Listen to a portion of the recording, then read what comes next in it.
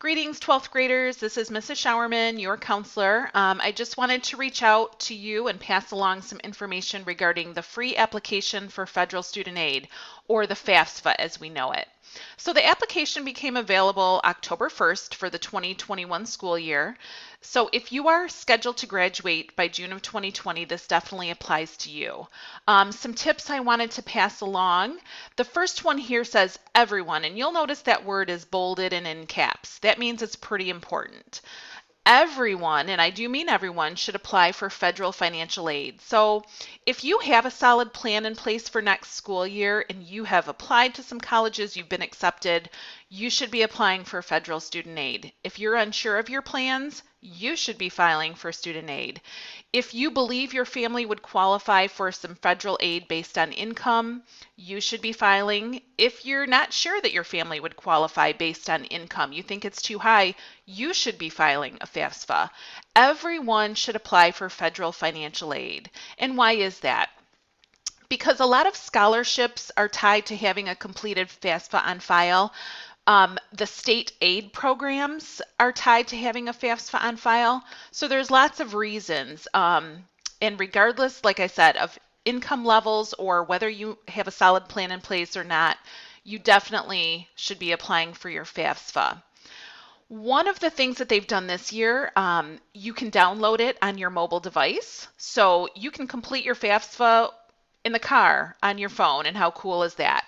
So the nice thing that they've done this year is it will transfer between a computer and phone. So if you log on for a little bit and complete the application on your phone, and then you get home and you log on to your computer, you can continue working where you left off, and those two will be tied together. So you can complete part of it on your mobile device and part of it on your computer. That's just one of the nice updates they've done this year.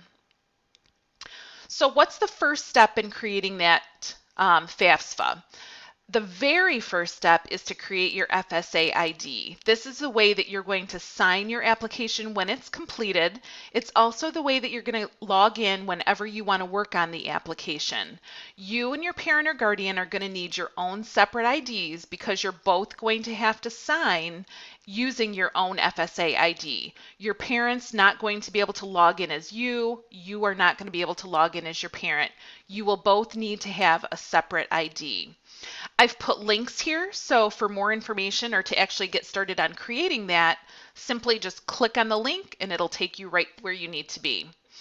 I would remind you too that when you do this, when you create your FSA ID, or really anytime you're completing an application for a scholarship or college admission or anything like that, don't use your school email. The reason for that is when you graduate, that account actually becomes inactive because you're withdrawn. So you wouldn't even be able to use it after you graduate.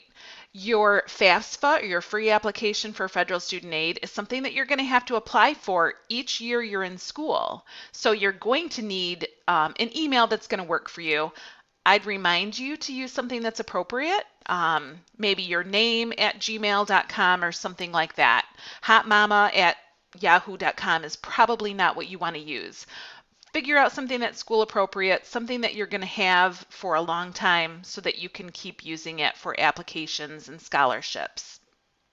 And please remember to write everything down because by the end you're going to have a whole pile of things, and if you don't remember your passwords and your usernames, you're going to kind of get yourself in a pinch. So even if you are unsure of your plans for next fall, file your FAFSA. It's not going to harm you to have it on file. If you decide down the road that you're not going to attend school in the fall or something changes, one of your family situation changes or something like that, it's better to have it on file because you can always go back in the future and have part of that information in there already. So complete it regardless of your plans for the fall.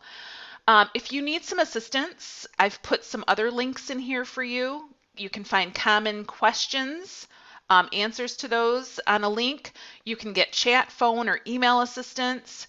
The studentaid.ed.gov, there's a resource page for you. Wealth of information.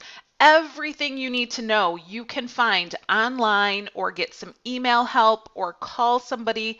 You should never, ever, ever have to pay anyone to help you with a FAFSA. There are so many free resources out there. That's why they call it the free application for federal student aid, because it is free and so is the help that comes along with it. The last thing that's listed on here is the FAFSA on the web worksheet. This is not your application, but it is a worksheet to kind of help guide you. So you can log on, print that off, fill out the information so you have it when it is time to complete your application. And then finally, check with the financial aid office of the college or university that you're interested in attending. They have folks that are employed full-time in a financial aid office. They do this all the time. They are the experts, and they will help you for free. So again, never ever pay anyone to help you fill out the FAFSA. There are so many free resources available to you. We also have some additional things on our Weebly site. We're working on getting that updated. So hopefully next week we'll have that information updated. And there's just some additional links and some videos and things to help you too. With that, if you have any questions, please email me. You're welcome to call me, 231-794-5999, extension 3222. I have office hours every Tuesday from 10:45 to 11:30. I would love to see you there. And have a great weekend, 12th graders. We'll talk soon. Thanks.